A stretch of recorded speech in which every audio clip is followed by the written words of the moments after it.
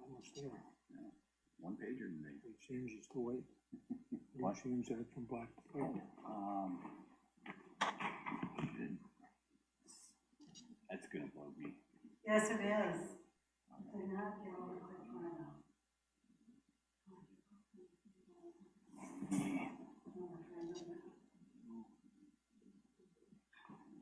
Wonder why they didn't come off that wall. Just a quick little shot. And Hey Pat, yo, do you know how to change that to where it's defaulting to dark mode on this? we can figure that out.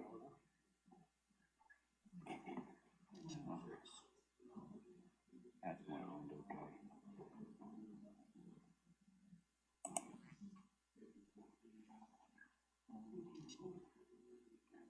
American type, never really.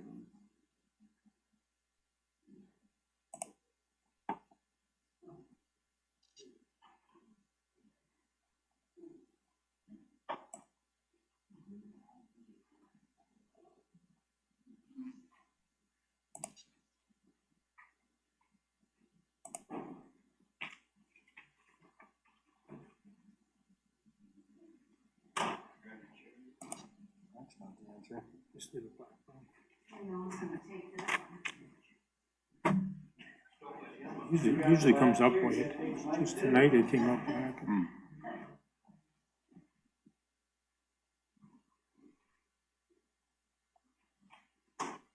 I'll look Just at it leave later. it, maybe. All right. Probably good. Well, we'll just have to get started without him. All right, I'm gonna go ahead and call tonight's meeting to order. If I can have everybody stand for the Pledge of Allegiance. I pledge allegiance to the flag of the United States of America and to the republic for which it stands, one nation, under God, indivisible, with liberty and justice for all. Okay. First item of business here, we've got the approval of tonight's agenda. Council, have you taken a look? Any amendments or changes? Questions? Make a motion to approve the agenda. All right, I have a motion by Pat to approve. Second. Second by Dan, all in favor? Aye. Aye. Okay, on to road closure, request for homecoming parade, October 7th. Standard procedure, same route as last year? Any concerns? Okay. Or they're not gonna do that, right? All right, I make a motion to approve that road closure permit. all right, I have a motion to approve, I'll go ahead and second. All in favor? Aye. Aye, okay. All right, then I will go ahead and close out the meeting and open up the public forum. Before we get started here, just want to lay out a couple of things here. So I've got Ron from Inspector on here. He owns a business that does the inspections for the Minnesota housing building code.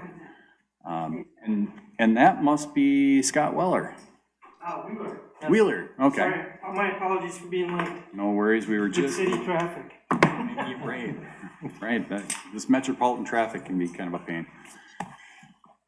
All right, so, to go along here, really, this is just facts gathering. I'm gonna call on people that have, on the sign-in sheet here.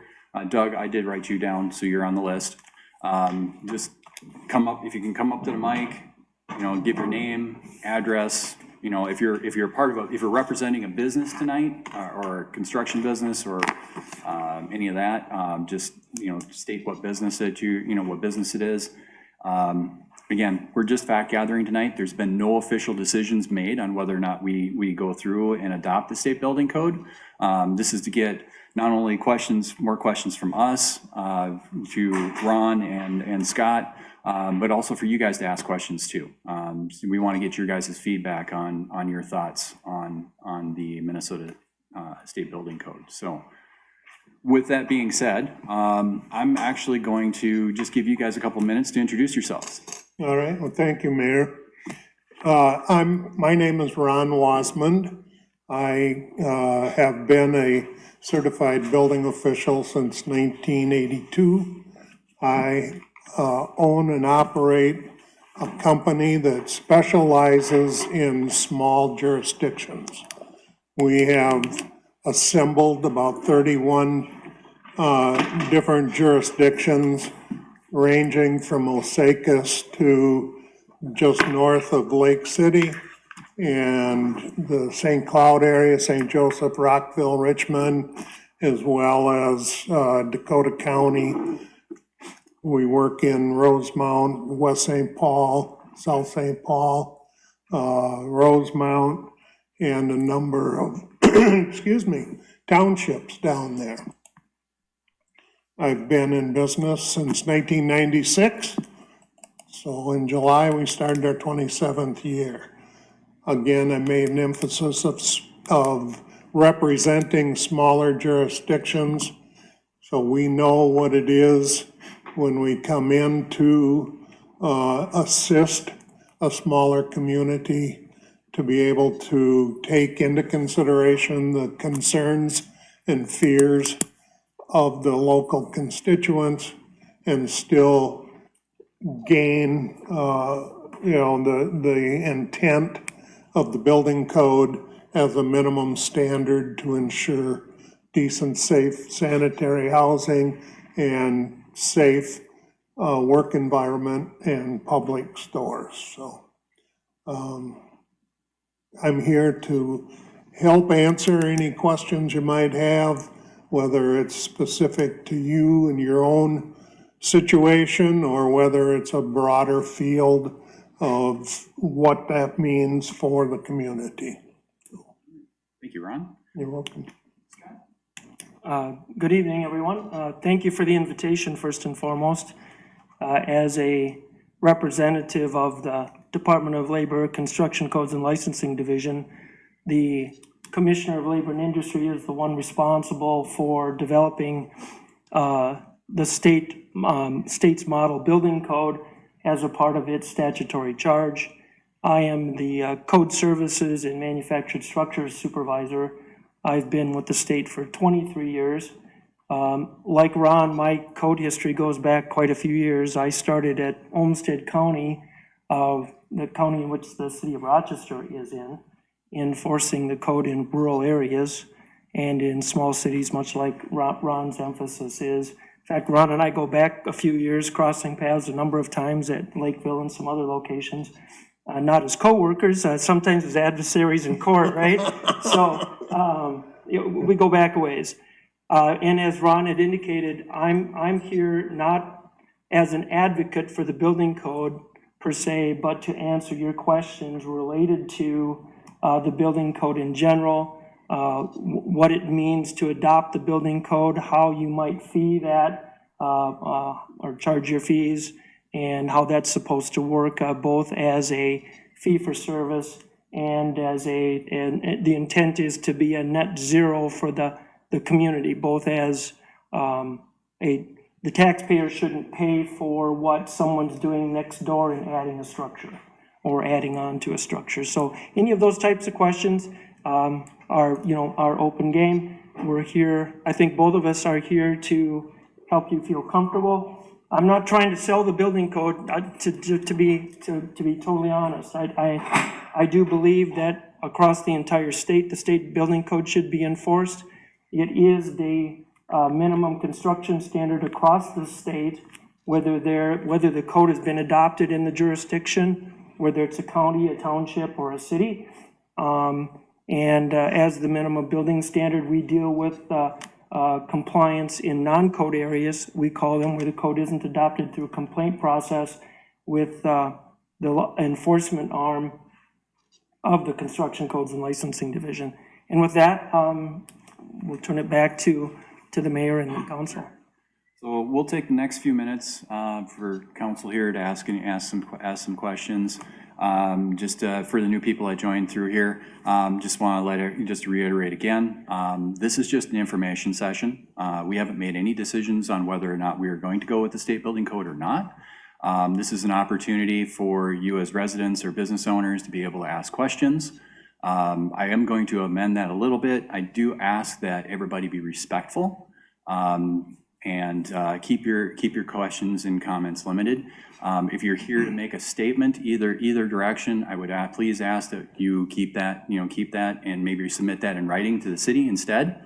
I just want to be able to keep this just strictly to a Q&A session, please.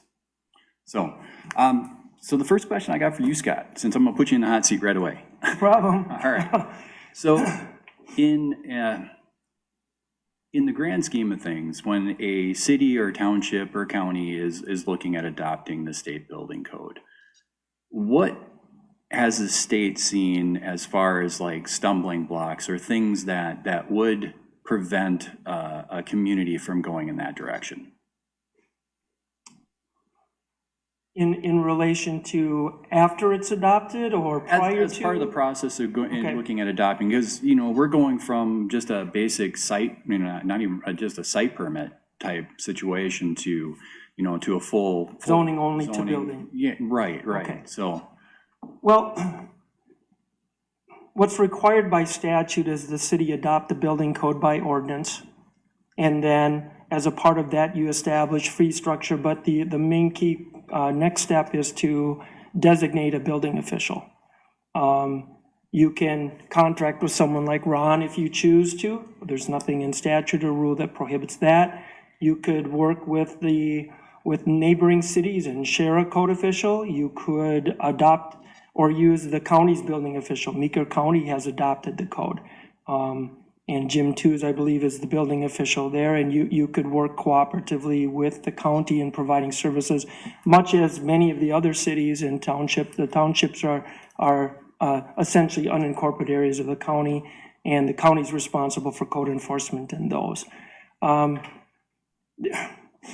There's a number of different pros and cons in adopting the building code.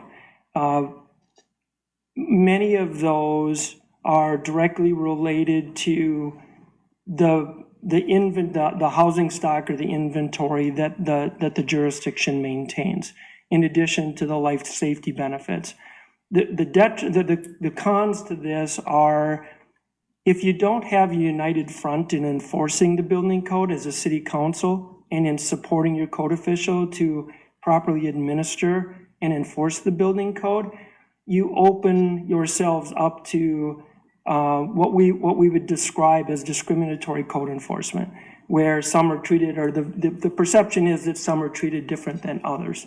And that's the biggest word of caution I would have, is if you're not all in, then don't be in. If the council's not united and the jurisdiction doesn't support this activity, I honestly wouldn't pursue it. On the other hand, you could pursue it, and because you're a city under the population of 2,500, if you decide in 18 months it's not working for you, because you're under 2,500, you could abolish the code or revoke the code at that point in time. I think, and Ron can probably support this better than I, because I've worked in larger jurisdictions or in the county setting, where it's a large county, a population of 90,000 people in Olmsted County outside of the city of Rochester, very large county, lots of money. So money wasn't an issue there. But in small communities, one of the issues that does present itself is, how do you support the code official financially, economically? How do you make this work? Ron's gonna have to have a certain amount of money to have his people travel to Eden Valley to perform inspection. And how do you fee for that? It has to be reasonable to the applicant. Technically, our rules say that the service provided is supposed to be, or the cost for the service is to be equivalent to the cost of the service that's being presented to the city. Meaning that if Ron charges what Ron charges, the fee is supposed to support that. The city isn't supposed to have this as a revenue stream. That's not the intent of the rule. So economics is a key part of this for a small town. And I grew up in a small town, so and just recently, and not only 15 years ago, just adopted the code for the first time, and they struggled with that for a long time as well, because it costs Ron money to get people here to provide the service for you, and that making that work to a net zero is hard in a small community. one quick follow-up question on that is, other cities that have gone through that, what was some of the deciding factors on why certain jurisdictions did go through and adopt it? I mean, we have a few use cases or a few things that we've been talking about as council, but I'm interested, like, what other cities have used as like, hey, you know, we're at this point, this is what's happening in our community, this is where we feel like the Minnesota Building Code would benefit us. Well, there's a number of different things that the community as a whole benefits from. One of the major ones is when municipalities adopt the building code, ISO, an insurance rating service, many times lowers the insurance rate across the community because there is a perceived increase in the unilateral enforcement of life safety. So most communities, smaller communities, are weighing the benefit of safety, improvements in the ability to regulate what's happening in their community. So John across the street is putting up a pole type structure that everybody in the neighborhood absolutely abhors, and except through zoning, you can't prohibit that. Our concern then becomes, is it being constructed safely? And the building code helps you regulate that safety, puts another set of eyes on that structure in a regulatory process. Those are, I think, the key things that most cities are looking for when they're pursuing a building code. Life safety, number one.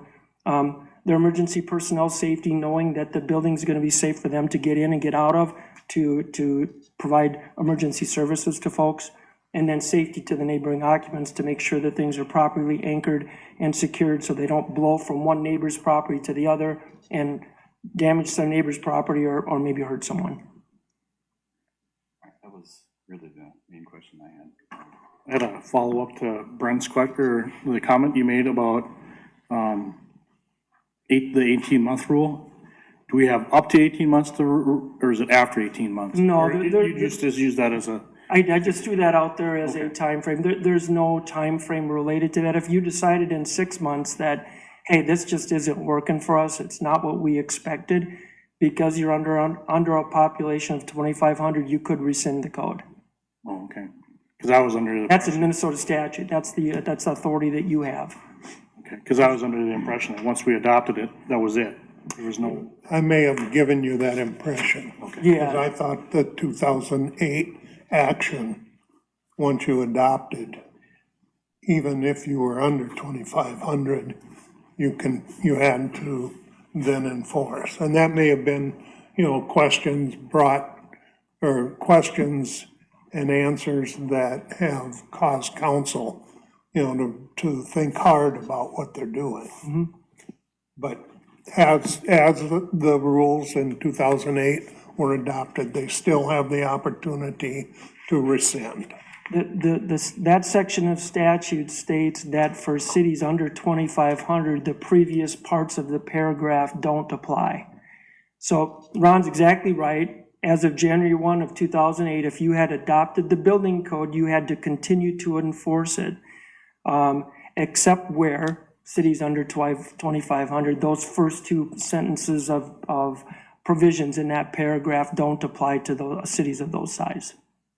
I apologize for the misinformation that I may have given you, but Well, that's not your bailiwick, that's my bailiwick, so. that's why you're here. Yeah, Yeah, no, if I could just add to one of the answers to your question, Mayor, and that is, what I think the most successful path for adoption is just as you are doing. You are gathering information, you're gathering concerns from the public, and being able to answer those questions before you've adopted and they become antagonistic issues.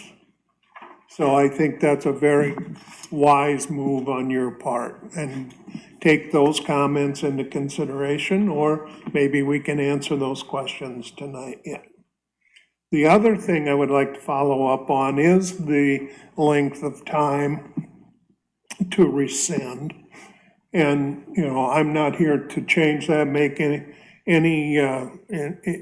suggestion of a time frame, other than I would say that in the first year to the first 18 months, as you are working out all of the kinks, the comments, the considerations of the adoptive action, a lot of that could result from the fees charged. A lot of that could result from someone who feels it unnecessary to pull a permit for window replacements or water heater replacements or things like that, which seem very minimal and trite to comparison of a house. So I would anticipate initially that there would be some complaints, some questions, some hiccups that would have to be worked through, and not simply take those complaints, those issues, and say, this isn't working, we're gonna rescind the code. That's my only comment. If we, say we do adopt the building code and in a year, 2 years, we decide it's not the right thing for Eden Valley, is there a lengthy process to get out of it, or what does it take? It takes an ordinance revision. Your legal counsel is going to have to help you with ordinance adoption in any way. It's almost identical in process. There's a public hearing that's required to rescind the building code, and then an ordinance revoking or rescinding the code, just as you would go through adopting the building code. And we have a code adoption guide that has a number of talking points that I'll email to Cindy. You already have that? Okay, it might not be a good idea if you have the ability to post that on your webpage to let the citizenry look at that, because we do have a pros and cons section in that document. It talks about code adoption. It talks about the difficulties that a city may experience politically, because there always seems to be someone who objects to, and I'm not a huge fan of government regulation either, but when it comes to life safety, to me, there's a distinct difference for some of the other types of regulation government's responsible for. But I think that would be something good that would let your voting public have an opportunity to look at it. It's not lengthy. It's probably a couple hour read, quite frankly, at most. Okay, all right. Any other questions? No? I got one. So, this maybe is more of a question for Ron, or for anybody. How small a project do you consider requires a permit? I mean, if I change the ceiling fan in my house, do I have to pull a permit?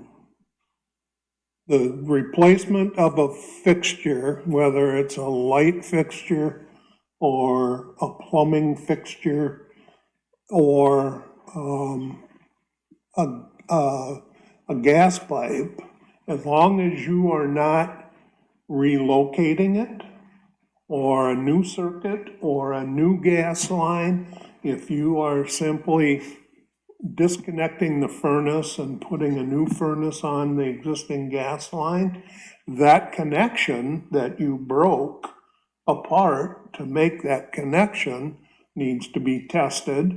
And as a result, the easiest way to do that is put a manometer test on the entire system. Soap your joints first. But basically what the code says is that if you alter, enlarge, repair, replace, construct new, you need to get a permit for it. See, the repair part is the part that maybe confuses a lot of people, because if I have a ceiling fan, I'm gonna go back to that because it's. Sure, it's a good example. If I have a ceiling fan that goes out and I'm replacing it, in essence, I'm repairing it, am I not? Technically, the electrical unit would say if you're twisting wire, that's wiring. replacements of devices, depending upon the electrical contractor, the electrical and the state electrical inspector that you would talk to may have a differing opinion. But if you go to their webpage, they list items on their website for things that they consider repair versus things that they define as completing wiring work. I have a tendency to agree with Ron related to a ceiling fan. As long as you're not pulling any new wire and you're reasonably safe. I mean, turn the breaker off, be smart about what you're doing, and black to black, white to white, ground to the appropriate places. I'm not overly concerned about life safety for that particular kind of work. Now, when we're talking about repairs and replacements of windows, doors, siding, roof systems, or component parts of roof systems, those are all regulated.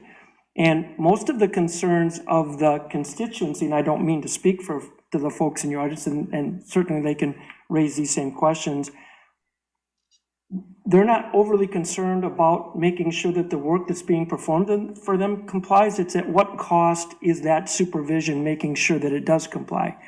And I don't know what Ron's position on this is, but most jurisdictions have flat fees for those types of services. So in the small community where I grew up, a water heater replacement's $30. And $30 is $30. I get that it's not even a full tank of gas in my truck anymore. But that being said, that might be 1/10 of the cost of the water heater replacement that the contractor's charging you for. In my view, 1/10 of the cost to ensure that that gas piping is being constructed or being reconnected properly, that the flue is properly vented so we don't poison someone with carbon monoxide, is an important part of that, making sure that our pressure temperature relief valve is piped to within 18 inches of the floor. So if it does release, someone doesn't get scalded standing next to it. So again, what's regulated and how we fee for that ends up, in my view, becoming one of the most contentious things that you're going to have to deal with as a city council. The other thing that gets problematic for constituents is many times the delay that appears to be in place when they're making application for a permit, waiting for the plan review to be completed and the permit being readied for the work to begin. And things get really critical this time of the year if you're wanting to put footing and foundation in the ground, right? Because we know winter's right around the corner. If I'm 8 weeks out on plan review and I need to get my footings in the ground, I went from when I could get everything enclosed and heated before it freezes to now I'm waiting when it does freeze. So timeliness and fees are the biggest complaints you're going to deal with, in my view. Would you agree, Ron? Yes, and roofing, siding, window replacement, water heater replacement, furnace replacement, those are non-plan review items. Those fall under a maintenance type description. So there are providers out there that have software that a homeowner can go online, get their roofing permit, their window permit, whatever, right online, pay the city with credit card or check or whatever, and they can go to work. If you have a furnace that goes out in the middle of January, you don't want to wait, until you can get a permit. If you can get somebody out there to change that furnace out that night, they come out, they do it, and they apply for the permit the subsequent day or, within a reasonable period of time after they have made that replacement. I don't want, it's my desire and my business philosophy that we never unduly stall or hold up a project or an emergency replacement like that. On emergency replacement, say somebody has to get it done at night or on a weekend or something, you get a contractor in to do it. And then how do you know that the person is going to try to pull a permit? Does the contractor help with? Well, interestingly enough, we don't drive around looking for people doing work. If we happen to be going to an address and we see somebody doing a roof that there's no record of a permit, we'll stop and invite them to get a permit. Someone who replaces a furnace at night or on the weekend, we may never know about it.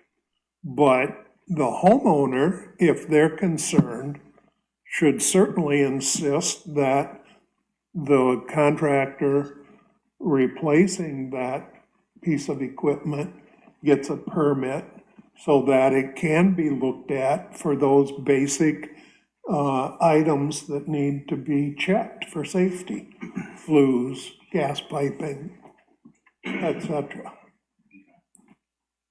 All right, so I want to open up the floor here now to the people in the room here. What I'm going to do now is I'm going to call based off of what you signed in. Some the people that showed up after, a little later. We'll just make sure we get you guys at the end.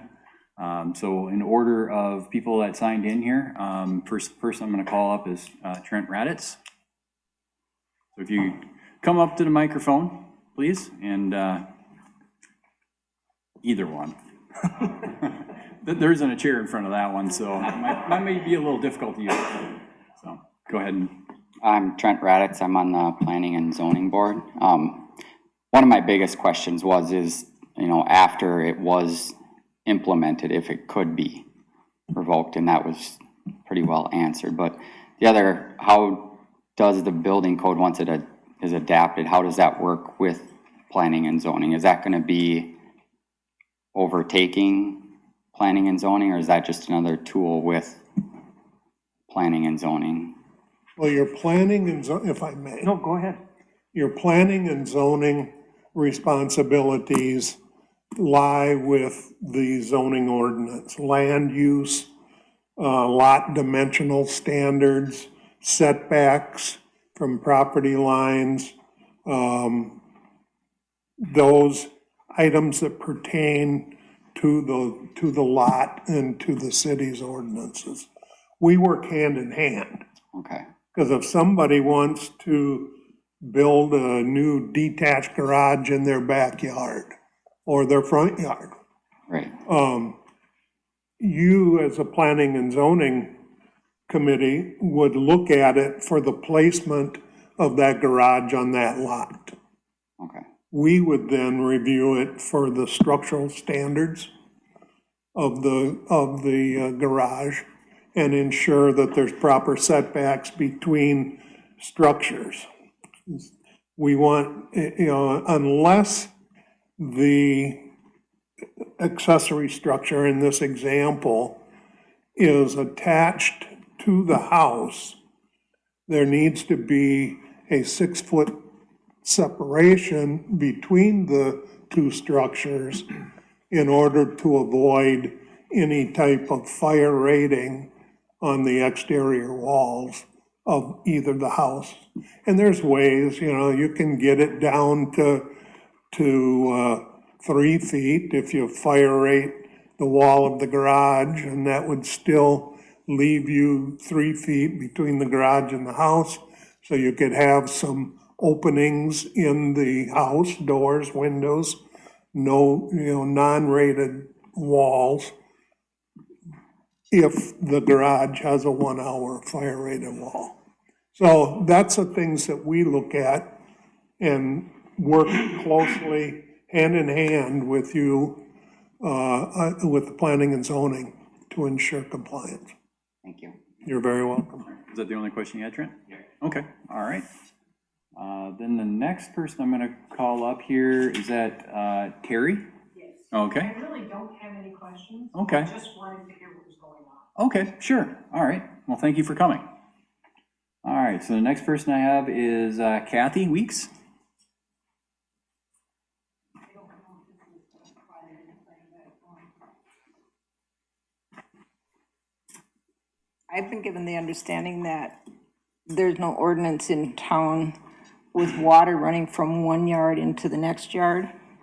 I get water in the spring from my neighbor's yard every year, and it goes into my basement because it floods in after it melts. Does the ordinance, the city ordinance, does that apply to anything like that?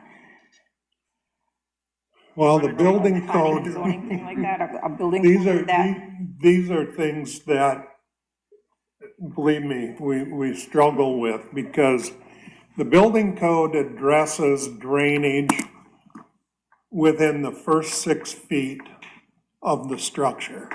It says that it has to fall, that the water has to shed away from the structure. But once it gets into the yard, unless we adopt, some other type of ordinance, it doesn't address it. this is, my neighbor put up a privacy fence, and the wind, when it comes, the snow comes from the north and west, it all piles into her yard. And in the spring, when the sun is hitting that fence, it gets this deep. Once my snow and stuff melts on my side, then that floods in, and then I get water in my basement. And it's been ever since she put that fence up. So I was just wondering if there's Would something. that be something that would that be something the Minnesota, the building code would address? Not necessarily. Fences are regulated in the building code by height. Zoning ordinances control where they can be located on the property. And what open space is required typically is also regulated by a zoning ordinance. Most cities do regulate that as well.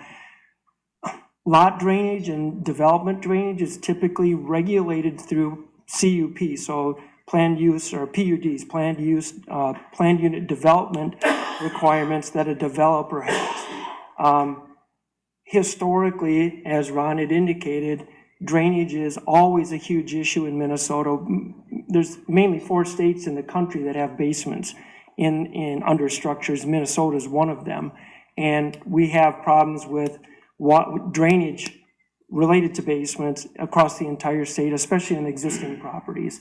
It's very hard for communities, and no offense intended, it's very hard for communities to address improper drainage on existing sites.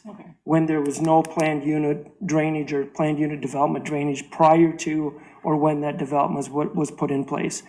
Typically, engineering details require that not more than 3 lots of drainage cross each other, and that there's a point of collection at every 300 feet in a development, similar to the sanitary sewer manhole requirements that we have in the plumbing code. Yep. Thank you. We'd love to be able to help folks in your situation that we just, existing structures, unless we have a permit on an existing structure, the building official has no right to be on that property, except through hazardous buildings provisions where you have a building that you need to condemn. Then through court order, the building official can have access to that property. But other than that, they can't go into an unlocked house where there's no permit. All right. Then I'm going to call the next person, Mark Berg. Mark Berg, 267 State Street South. I'm wondering what started all of this. Which one you want to start? I mean, it seems like we're getting a great big can of worms open for nothing.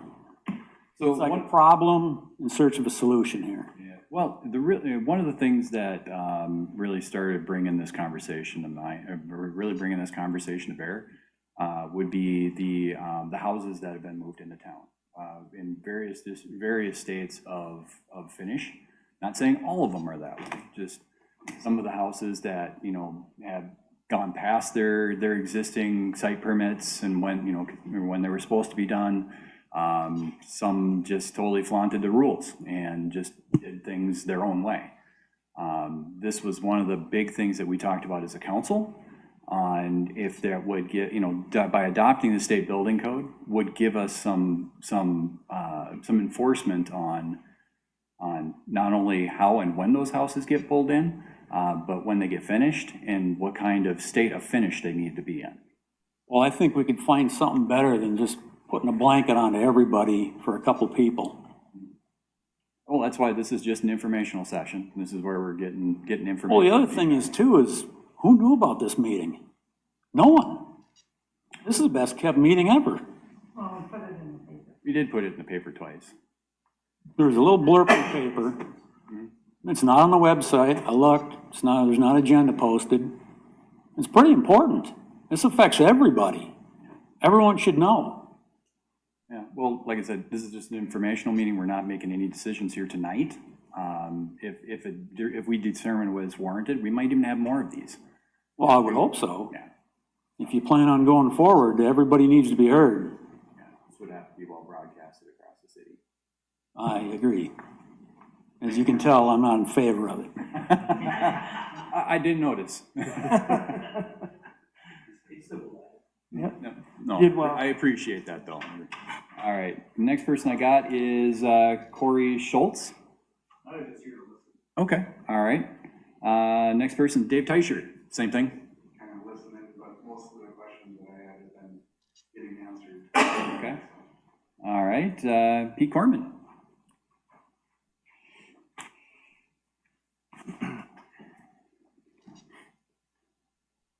Basically, my question was going to be that too to the council is what brought this on? And you say that people moving houses into town is some of the concern.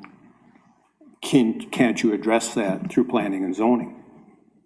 And if they go past their site or their permit time, then you address that through the city.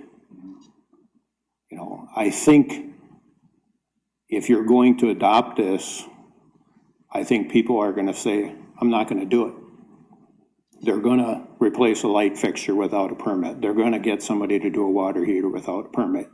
There's some things you're just not gonna be able to enforce.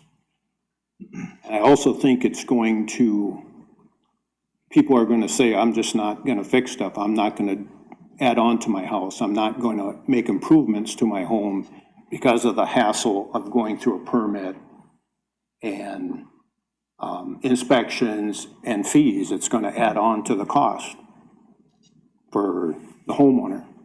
You know, a lot of people like to do their own work, and so they're gonna add another couple $100 in fees for inspections and plans and things like that. They'll have to get plans drawn up of a little addition and stuff that they wanna do, you know, where I just think it's going to, people's freedom to choose and to add on to their building, they're just not gonna do it anymore. I don't, you know, it's, they wanna improve their homes, but they're not gonna do it if they have to go through all this permitting process to do it. And that permitting process will increase the costs, not only through site, but materials and the way they have to build and things like that. It will increase the cost of their project, and they're gonna say, no, it's not worth it. So, thanks. Mayor, may I address a couple of his points? Or would you rather we wait, or how would?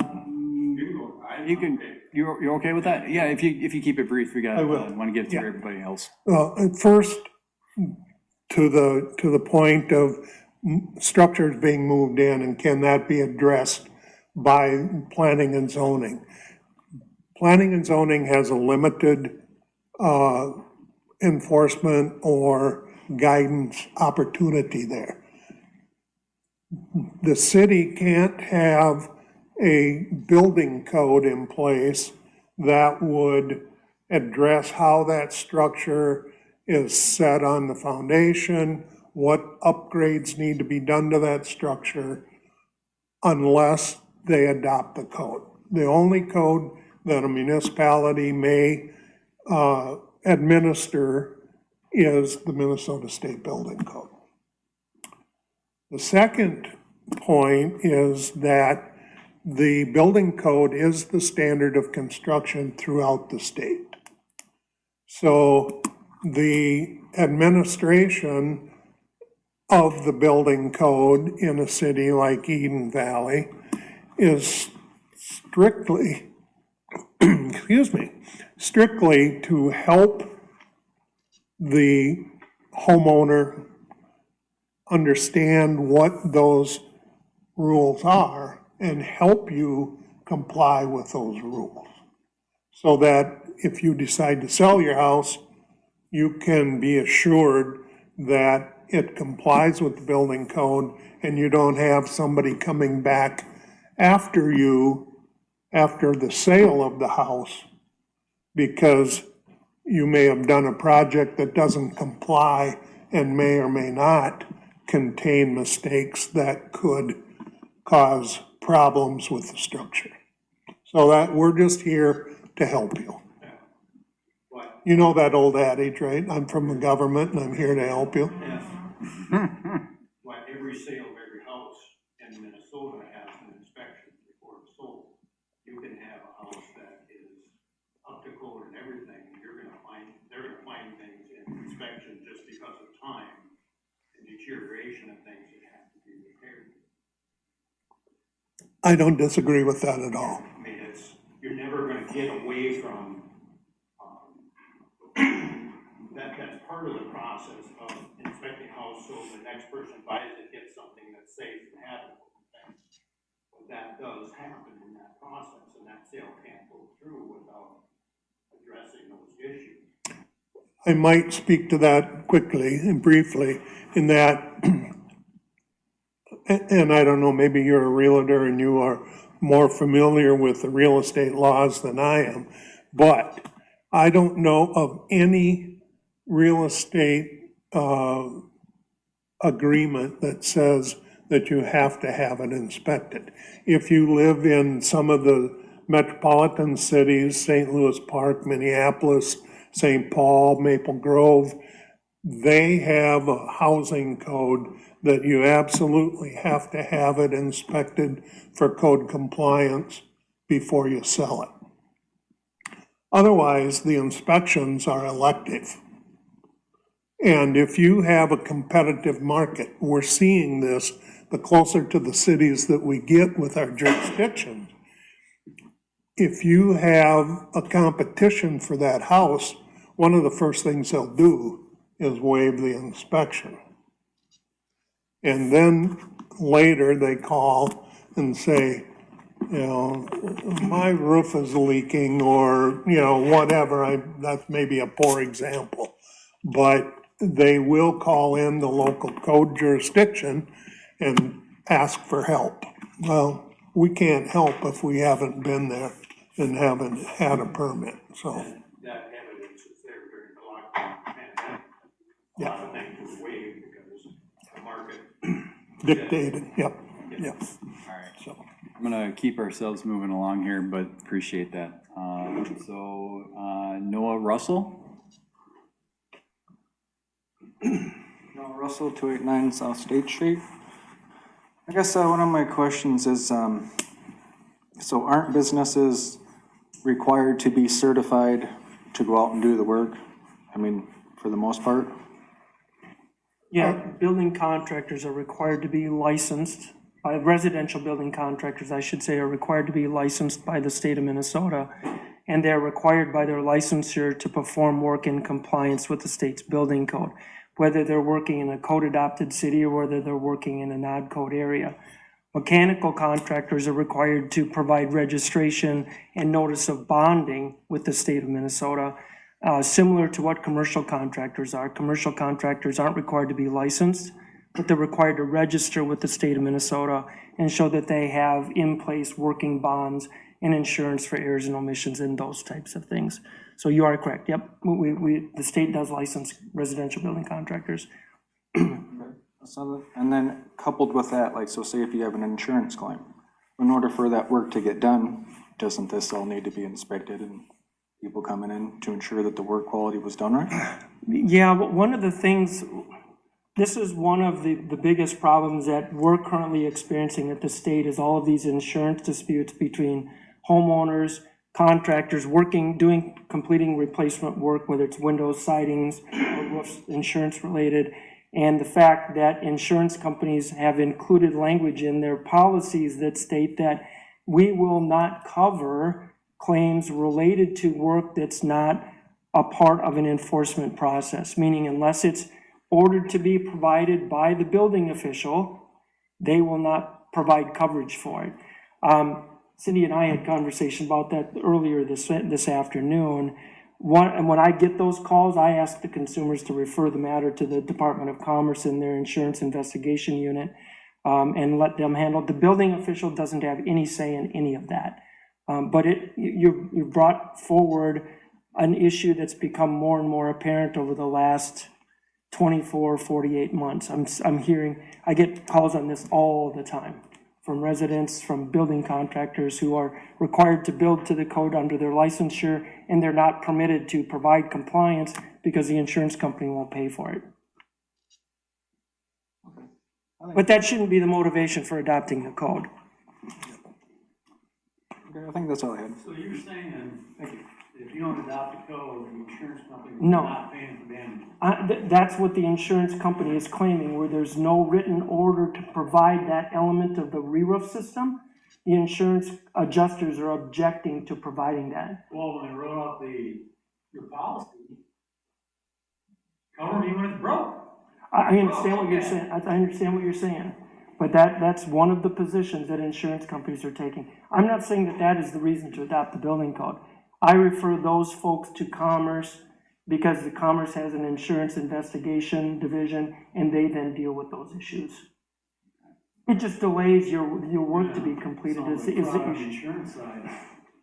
Yeah, I guess I'm not gonna comment to that. All right, yeah, all right, let's keep moving along here. So Doug, I have you up next.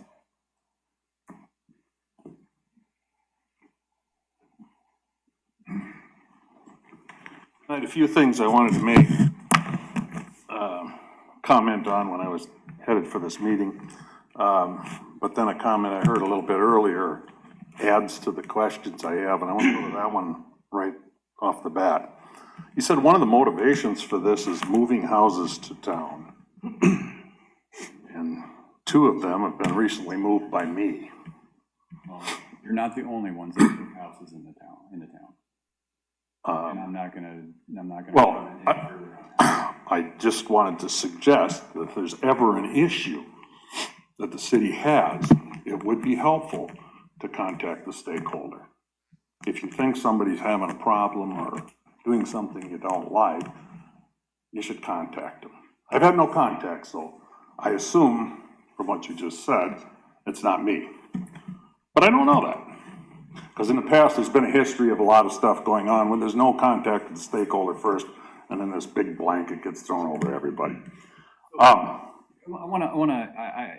If I can pause you just for a second. So on the Minnesota State Building Code, if somebody starts a housing project without pulling a permit, what is the city's remedy for that?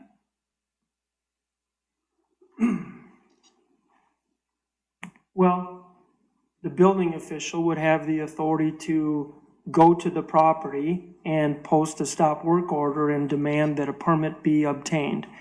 There are provisions in the building code that allow for investigative fees related to that, but I would never recommend to a code official or to a municipality that they use those, provided you can get compliance through the permitting process.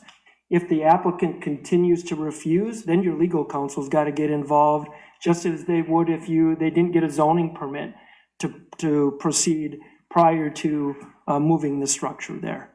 Those are essentially the remedies. Okay, your next question, Doug. Well, I want to speak generally to the need. Now, my understanding is the state has a building code. Some jurisdictions are obligated to do that.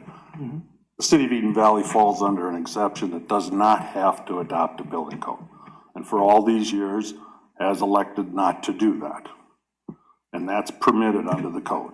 That's true. There's licensing of residential builders, and there's mechanical people who are licensed and bonded, and there's remedies for that. So if there is one of those safety issues or flaws, or somebody has a problem, they can make a complaint to the Department of Labor and Industry, and they will get involved in an enforcement thing, and if it's not cured by the contractor, whoever's responsible.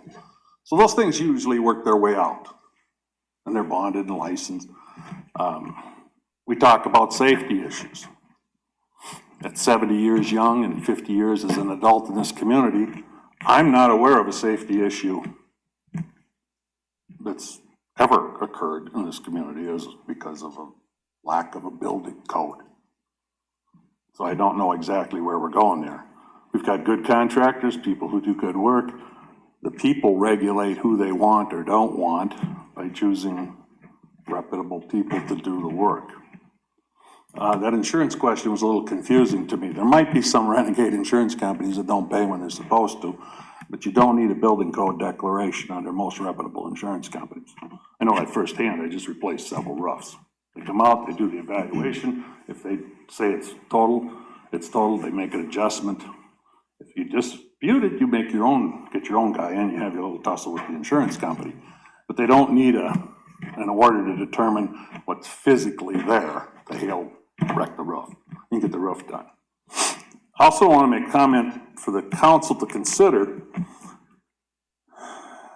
The city has a good history for the last 50 years of development.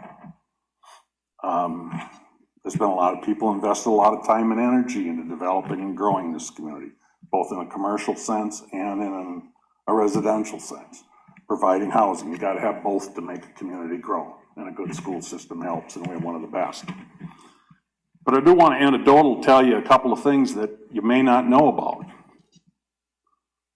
In the 80s, during the middle of the recession, one of the groups of individuals in this area decided they would get into salvaging buildings that were perfectly good in the cities that had to be moved. And so they disassembled them and brought the materials back here and started selling used materials. And they made a decision, we're gonna build some buildings.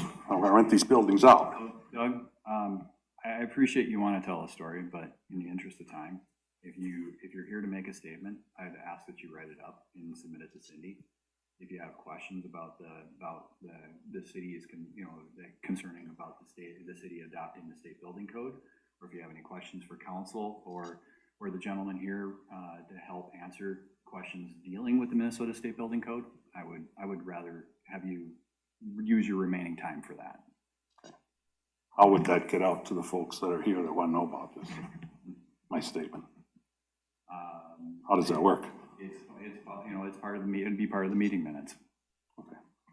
You're also gonna have to have a public hearing before you. Oh, absolutely, yeah. And I will reiterate this again, we're only information gathering right now.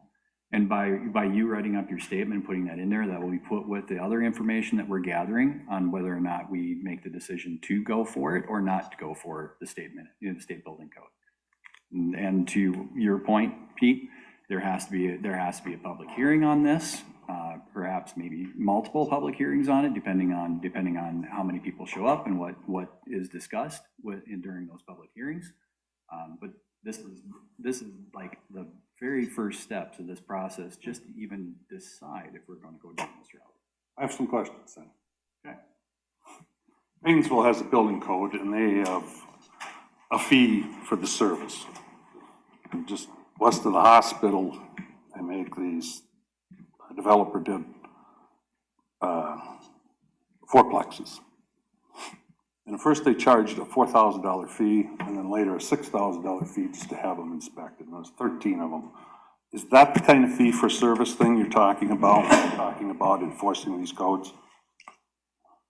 I'm not certain what all those fees may have represented, but what I can tell you from our process of administering the code, you apply for a building permit, you go through the plan review for a new house or an addition or whatever.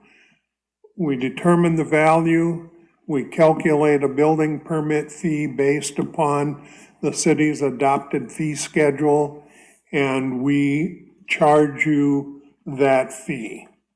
That fee covers the plan review, covers all of the building inspections, and the state surcharge. We would not, nor would any other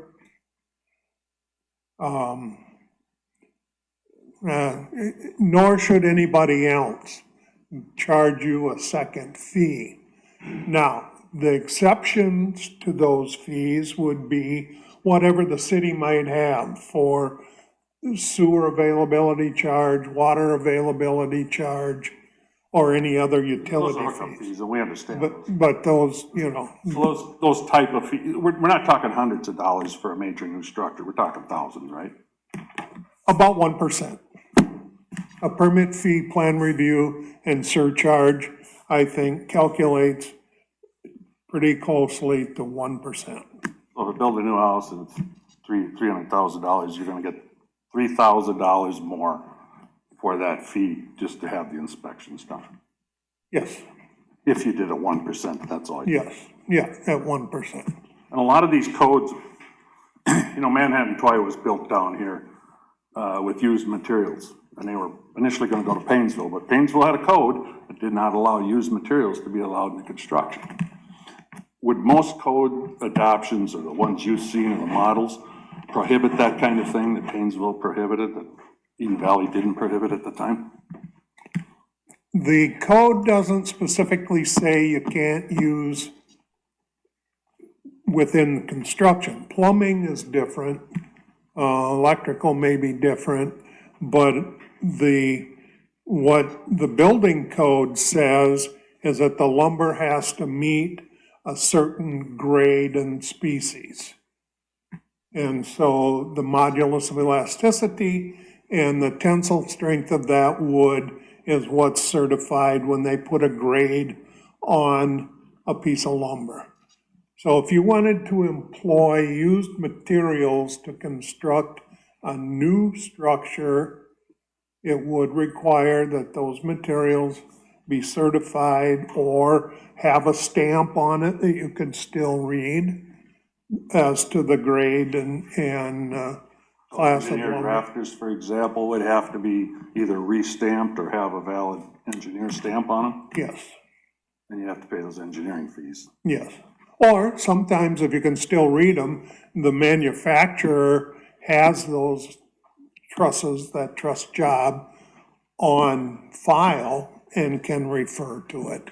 But I don't know how old the buildings were, you know, how long the materials may have been in place. But it doesn't automatically say, no, you can't do it. It may set up a process in which to verify that information. That takes me to my next question, maybe the state can answer that a little better. This will be your last question. The question of you adopting an ordinance, if they adopt the state building code, they have to put the minimum standards that are in the code. But they can make them more restrictive if they choose and add additional No, requirements. that's not true. No, the state's building code cannot be superseded by any jurisdiction. It is a min-max code. The only thing that might be a variable to that is where performance provisions of the code are employed. The Minnesota Residential Building Code is essentially a prescriptive code. There's very few performance provisions in it, but it is a min-max code. So you couldn't say you have to use 2x8s, 8 foot tall, when only a 2x4 would be permitted by the code. The local jurisdiction cannot be more restrictive than the state's building code in any way, shape, or form. I've got more questions, but I'm not allowed.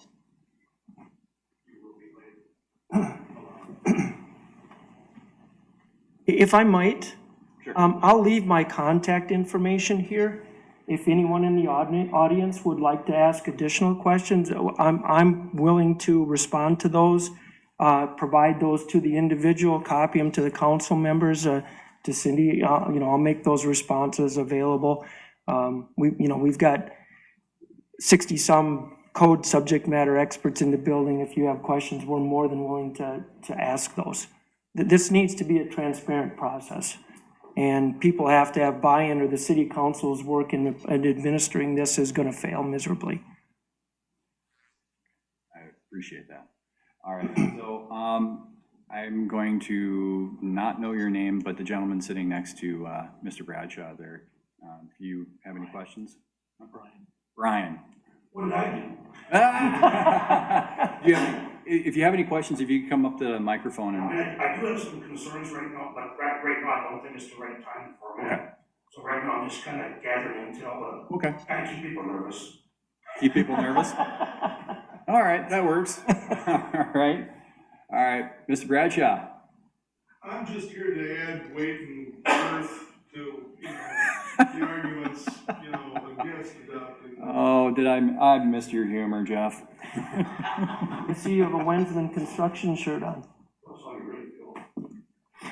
Know those guys. Is there anybody else in the audience here that I think I did capture everybody? So, all right, so for now, what I'm gonna do is I'm gonna turn it back over to council here for any last questions that came up from the discussion. I had a pile of questions. How many do you want me to ask? I'm gonna limit each of us to one. Okay. You start yours, I'm gonna read through my questions, so I'll make sure I ask the right. Make sure you ask the right one? Okay.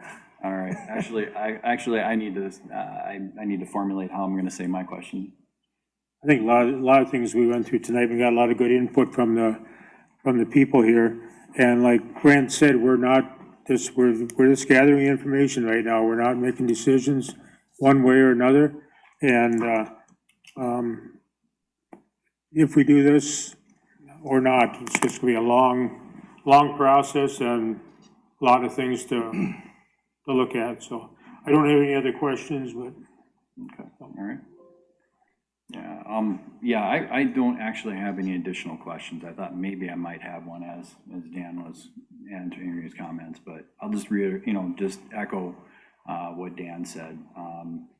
Once you guys leave here tonight, if you do have any other questions, Scott, you graciously decided you said you would leave your contact information. If you do have any other questions, we will be looking. I'm actually thinking that there'll be more of these. Because I think it's perfectly in my purview that we need to be as transparent with this as possible, get as much feedback as we can, just because I know, it is one of those things that if we don't, like you said, if we don't have community buy-in, we're going to struggle with the enforcement, we're going to struggle with the adoption of it. So with that being said, Okay, so we're talking about requiring permits and whatnot. I guess my question is, other than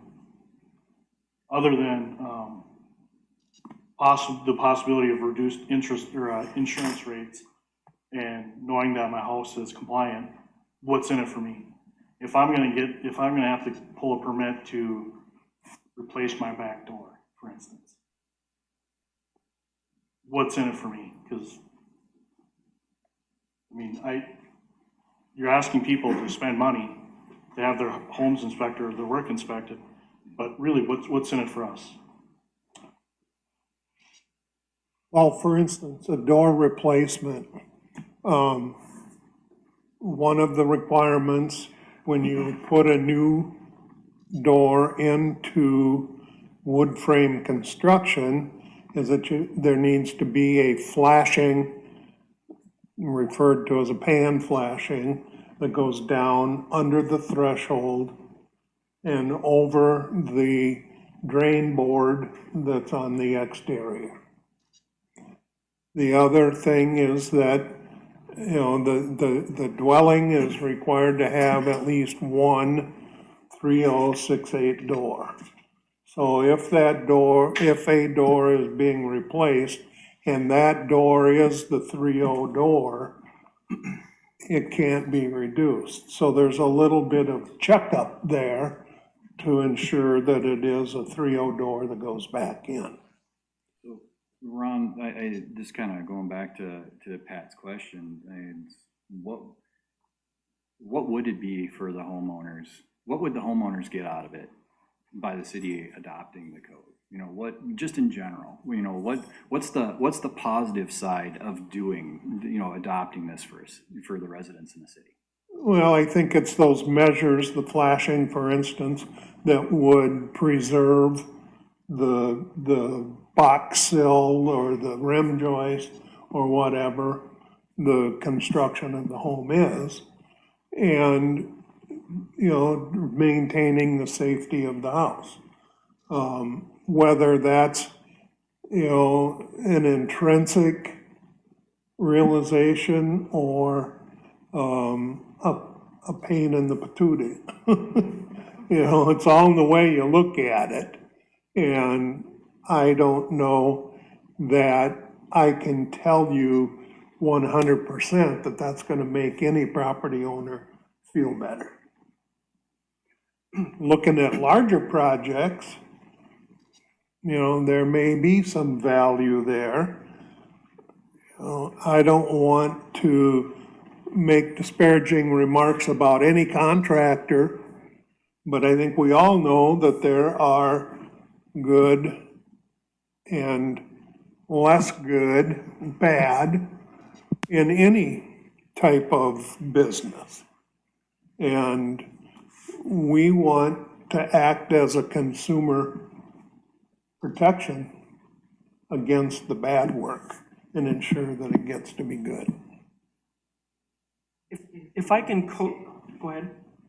I was just gonna say, Well, I kind of had a question that tied into there, yes, that really would elaborate. Address the mayor. For us. You were gonna. Well, I'll follow up after this gentleman addresses the council.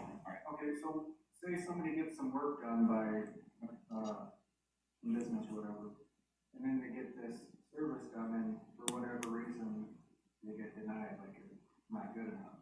What then? The inspector writes a correction order to the contractor applicant, and the contractor applicant affects that repair, requests the reinspection to verify it complies, and before it can become covered, it would have to be complied through that inspection process. So speaking to the purpose and the scope of the code, I think gets to the foundation of your question. So the code has three essential purposes. Life safety is the primary source of the code's purpose. The secondary sources are the stability and durability of the structure.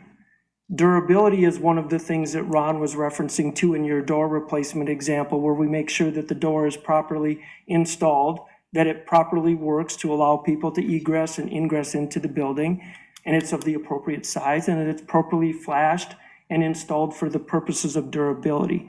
And we all know contractors, no offense to any contractors in the room, who do marginally compliant work. And in my work history, and I was a building contractor, owned my own business, grew up in a construction family, integrity and workmanship are a key component for referrals. We all understand that part. But as it relates to a regulatory process, if you pursue code adoption, the building inspector and the code official are going to provide for enforcement and compliance as a part of the work, rather than being reactive to non-compliances through a complaint process. I've worked in complaint handling at the state of Minnesota. I've managed more than 24 complaints that took 5 years to resolve. That's a long time for a constituent to wait for compliance, where if, and those were all non-code areas, if there had been a code inspection or a code adoption and compliance verification process, that work would have been done up front. Now, there's no guarantees of total compliance because we're there taking snapshots and times of compliance. But it's much easier to deal with non-compliances on the front end than it is on the back end through a complaint process. That help? Okay. All right. So with that being said, I'm going to go ahead and close the public forum here now. You said this takes a long time. Are we talking about this being done before the new council? There's going to be a lot of communication with the new council, or is this something you anticipate being done before the new council? We're just gonna take it time by meeting on whether or not we, how fast or how slow we move through this. Again, it's all gonna determine on feedback from the general public, what our discussions as council, and even our, talking with, experts in the field. That's what's gonna be the determining factor of how fast or how slow this process moves forward. All right, so I want to be mindful. It is a little after 8, or actually it's 8:15 now. Again, I cannot thank you guys enough for showing up. I really appreciate you guys showing up. Even though if you're for or against it, I appreciate you guys being respectful with your comments and questions. At this time, I'm going to move on to our next agenda item. Our next city council meeting is actually on October 5th. That will be a regular council meeting, so it'll be back to regular business for the time being. And then with that, I will adjourn tonight's meeting. Have a great night. I do have a direct. Did it die on ya? benefits. Brand new batteries. Brand new batteries and it broke down. Document,